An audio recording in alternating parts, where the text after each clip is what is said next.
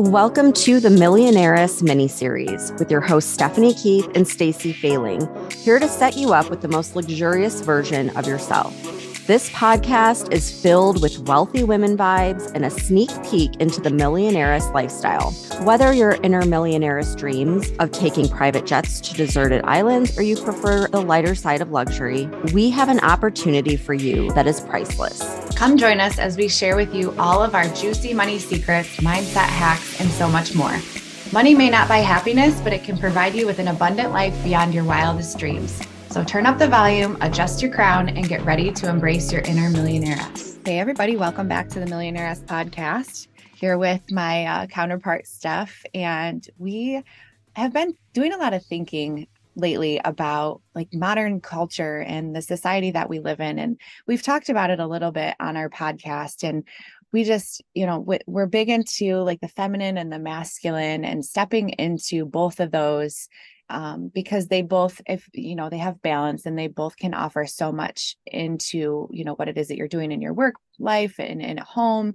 And we really just feel that, we want to kind of question what's happening in modern culture right now with women in the workforce, because traditionally, when we were growing up, like our grandmas were at home, they worked at home. And I know that there is, a lot of agriculture and stuff like that in the homes. And so they, needed to be in the homes for a lot of other reasons that we don't really see in today's society.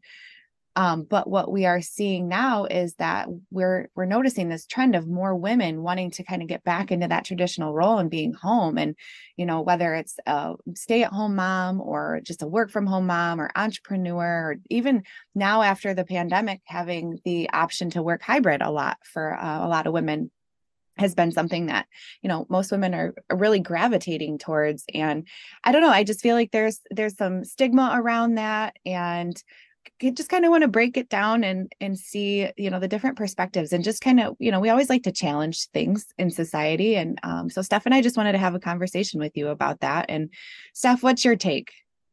Oh my gosh, I think about this topic all the time. I thought about it a lot when I was in the 9-to-5 grind, because like you said, we were like really, I feel like we were the first generation to kind of get the short end of the stick, where like every woman like around our age, we were so programmed to, you just get a full-time job and you work 9 to 5, and then you also take care of the kids and you also do all the school things and you also are the chauffeur to all the sports events.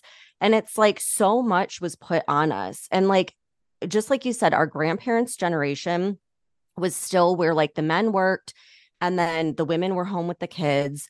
And then even in our parents' generation, I feel like, at least from my perspective, like my mom and my aunts and all my neighbors, it was like the women worked, but it was around raising kids. So they would like work part-time jobs or work in the evenings, or at least that was my experience. But then with my generation, it was like, no, like you can't afford that. Everyone has to have two incomes. And especially now with like inflation and stuff, it's like, you need to have a 2-income household just to get by a lot of times. And so we were kind of thrown into, okay, well, you're going to work full time, but you're also going to be responsible for raising your kids and the household and everything else. And I just remember thinking, this is like so crazy. Like, why are we doing this? And what the hell is up with an 8-hour workday? Like, if I could get my job done in 4 hours, why do I have to stay here for 8 hours? And like, that's probably why my boss didn't like me very much in my job, because I've always been like a go-getter. And I'm like, I can get just as much as these guys done in 4 hours. But it was like, nope, you've got to stay for 8 hours. And at the same time, I felt like my boss and my coworkers always were sort of looking at me as like, oh, well, she's a mom, so she's not as dedicated to her career. So I'm always going to be like less than them and like not as good of an employee, not as good of a worker. And inside, I was a mess. I was so anxious. I had mom guilt all the time. My mental health was shit. And I just wanted to like preface, like say that in the beginning to know, to let everyone know, like if you're in that situation where, which I feel most women are nowadays, know that you're not alone and that there is a light at the end of the tunnel. There is a way out of this. And we're going to talk a little more about that. But first and foremost, like you're not alone if you feel that way. So that was a long answer to your question, Stacey. Yeah, no, oh my gosh. And I just the anxiety I can still feel on what that felt like and having to be in that grind mindset all the time. And, my last job, fortunately it was hybrid and I was salaried. And so, I could, if I wanted to, get that work done in 4 hours and then, flex the rest of my time.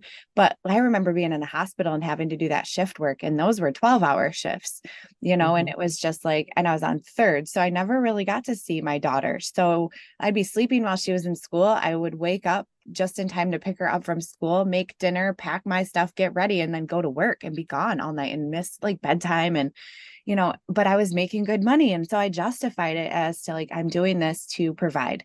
And I understand that it's not always possible for people to be able to do that. And not every woman wants to step into that. And I just think, though, that as a woman, I think you get to a point where you just have a change in perspective and you realize that the years are numbered that you have with your kids, and maybe it's just more like the older we get, the more we step into that feminine side. I'm not really sure, but I've noticed like the older I get, the more I really like the things that I valued then.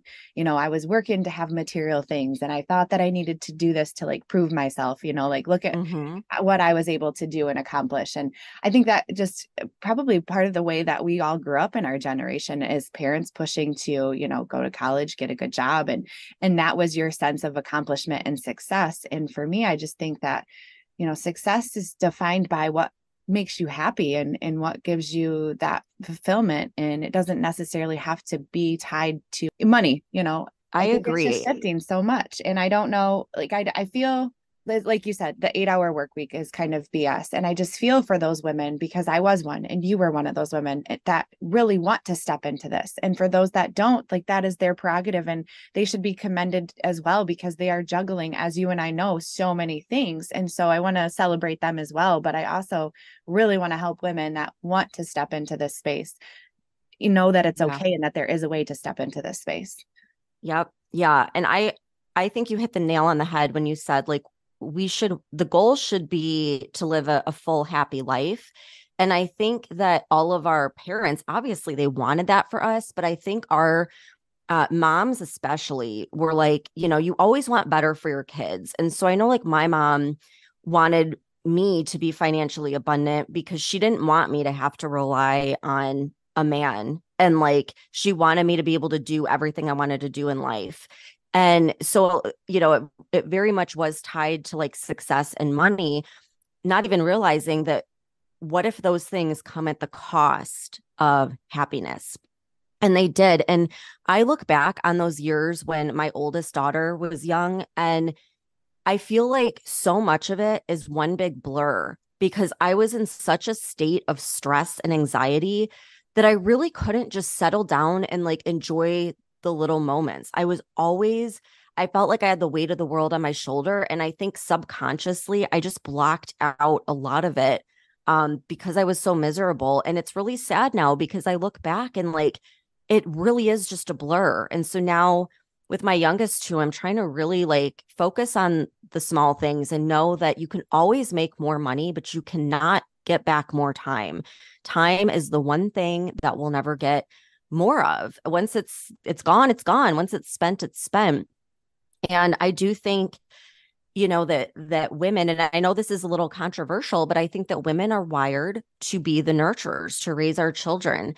And Stacey, you and I grew up in a generation where it's like, well, it's just normal. Like it's normal to drop your kids off at daycare, and that's just the way it is. But now that, a lot of these child psychologists that have do this for their life's work have found that it's really best when the child is partnered with their mother for like the first 5 years of life. Mhm. And we've set up our society in a way to make that nearly impossible because I mean, most people I know, they can't do that right now. They have to work full time in order to pay their mortgage and, their car payments and put food on the table. And so I feel like our society and then what's truly beneficial for our well-being is completely out of whack right now. But I think you and I have began to like crack the code and figured out how you can have the best of both worlds. And for me, like that's really what this is all about. This podcast, our mastermind, our group coaching is like you don't have to subscribe to this crappy lifestyle that society tells you you have to live. Like you really can have that freedom of time, be with your kids, and also be abundant. It doesn't have to be one or the other. Yeah, absolutely. And I think too, there's a lot of mom guilt that comes with that, that Mhm. there's so much that comes with, I have to go to work. I can't be here with my child, and that's not a really good thing to be building for women. I mean, that just adds to all the other pressures and things. And I mean, think of the long-term effects of what we are really building with these moms when we're struggling, when we feel like we want to do one thing, but we are forced to do something else. And then we, just get constantly shaken up between like the stigma and what our values are and what society's telling us and what financially we're supposed to do. And like moms have it so hard with all the decisions that they have to make when it comes to financial stability and the expectations and finding, everybody's told that magical term work-life balance. And, it's just, what are we really creating in this generation and what are we modeling for the next generation? And that's why I value entrepreneurship so much, is because like, yes, I can value a strong work ethic in somebody that works an abundant amount of hours to provide. I think that's such a strong-willed person. And, there's a lot of strength that comes with that. But I just lost my train of thought. Well, I'll jump in real quick I because was you reading my notes and then I'm like, wait, what was I saying? oh my gosh, that Go for happens it. to me all the time. But, you know, like the whole term work-life balance, I've always like laughed at that because I'm like, there is no such thing. I'm sorry. Like, I mean, there wasn't, I guess I should say, in my experience in the corporate world. And don't get me wrong, all the way up until I had my first daughter in my 20s, I wanted to work my way up the career ladder. I wanted to be CEO. But the moment I had my daughter, that all changed because I'm like, okay, if I want to be CEO, that means that not only do I put in my 8 hours, but that I've got to work behind the scenes at home. I've got to go on trips all the time and leave my daughter. And it just wasn't something that I valued anymore. It was like my values completely shifted the moment I had her. And I think that that's the case for a lot of people.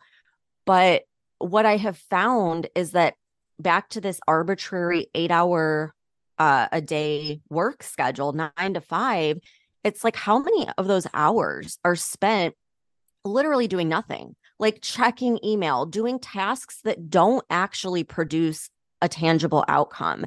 And what I found is like, if they would just remove that and let us get creative, you can get the same outcomes in shorter amounts of time. And that's what Stacey, you and I have done. Like with our business, we're making, a wonderful income without having to work 24/7. So I think if we just kind of shift that perception in our mind and know that things do not have to be tied to number of hours worked, like money does not have to equate to time, that changes everything. So I think I just totally got on a tangent, but I just wanted to throw that in there. Yeah, no, thank you for just kind of taking over. I remember what I wanted to say, but before I did that, I want to just kind of go off of what you said and like think about the reason why the businesses were created and the motive behind the economy and things like that. And so it's not really for our benefit, this whole model that they have provided with, yeah, Right. provided to us. And I just think, who's really benefiting from that, and Yep. something that I was talking about with like the modeled roles and that work ethic of people who are in the workforce. And I feel like that is very commendable, but also thinking about, how are we modeling for the next generation, and the roles that being at home and working at home and starting your own business and creating passive streams of income is very commendable as well. And it goes to show your kids like what's really possible. And I can have this flexibility. And wow, mom is like, she's super smart. Look at her. She runs a business and she can still spend time with us. And so it's not, it's all about perspective. And I know that this might be a little controversial for some people. And I welcome all perspectives, but I just feel like we have shifted so far away from that feminine and what we're really made for, but also as powerful women to be able to have in this modern day culture the ability to work and create our own business and run that. Like we can really find this beautiful harmony of both. It doesn't have to be one or the other, and one isn't the right way or the wrong way. But I feel like if you're being pulled in this direction and you're feeling some sort of guilt because you're like, I have to do this, I'm forced into this, I went to school for this degree, I have to utilize it, that it doesn't have to continue to be this way. And I think it's just a matter of time before we see it kind of shift back. And I think a part of that is just embracing the things that you're able to do at home. We talked about on a couple of episodes ago about creating passive streams of income while still working your 9 to 5, so that you can start to step into that and hopefully be able to, merge into that space that you want to be in as a full-time entrepreneur. But yeah, I really hope that we can shift as a society and break away from that stigma and allow moms who are in that, 9 to 5 grind, like give them that inspiration and empowerment to know what's possible for them. And they don't have to be stuck in this forever, and that the generations after us don't have to do that if they don't want to. What do you think, where do you think this is all going, Steph? Well, I think that as terrible as the pandemic was, it was also a blessing, because I feel like that is really what shifted us from being in this, like, we have to work, full time, just like men, and not raise our kids, to opening the eyes of not just all the women, but businesses as well, that, what, we have an abundance of technology and we can make this work to fit our lifestyle. And when you have a happy, fulfilled employee, you have a successful employee. You have an employee that is going to work a lot harder and, do more. And same goes for your business. When you're doing what you love, like, you are going to be successful. And so, Stacey, I know you and I are like super fans of AI and all the different things coming out. Like, it's equally terrifying as it is like just amazing. But I think we're in a really unique time where, like you said, even if you're in a full-time job and you cannot cut your hours, which is a lot of people right now, you can start with a side hustle, with a stream of passive income, meaning you don't have to put a ton of time into it. You put work in setting it up, but then once it's set up, it kind of runs on autopilot for you.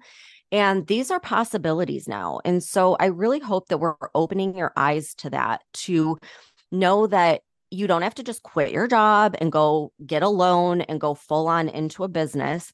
You can literally start with a small stream of passive income. And once you get that going, you'll kind of see like, wow, there's a million opportunities just like this one. And then you add another stream, and then maybe you get another inspiration.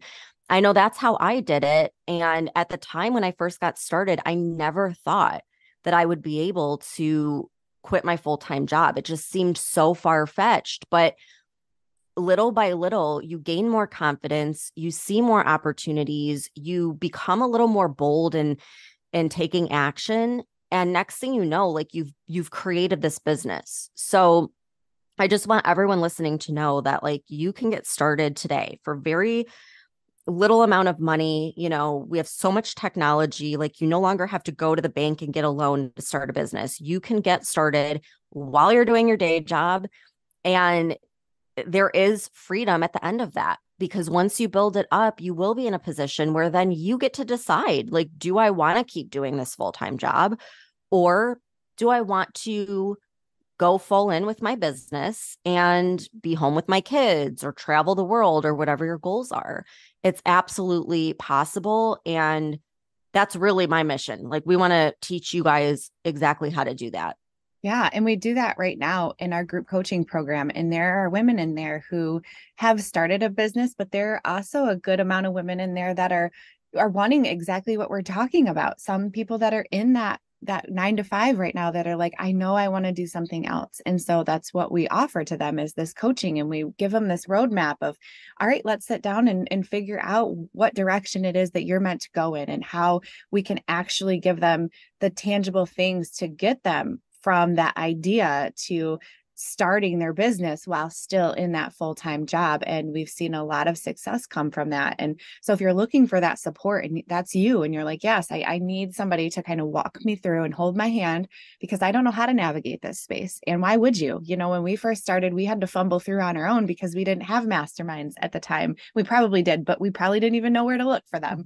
And so, you know, we're going to be opening the doors to that group coaching program again really soon. So if this is something that you're thinking about, you know, you can always reach out to us, but we'll drop information in the show notes for you so that you can go check that out. And we'll definitely be letting you know when that's open and you can go ahead and register for that. But yeah, I mean, that's part of the reason why we created that space is because we know what it's like. And we wish that we had somebody to really walk us through when we were trying to navigate, you know, in between our job and wanting to do something more.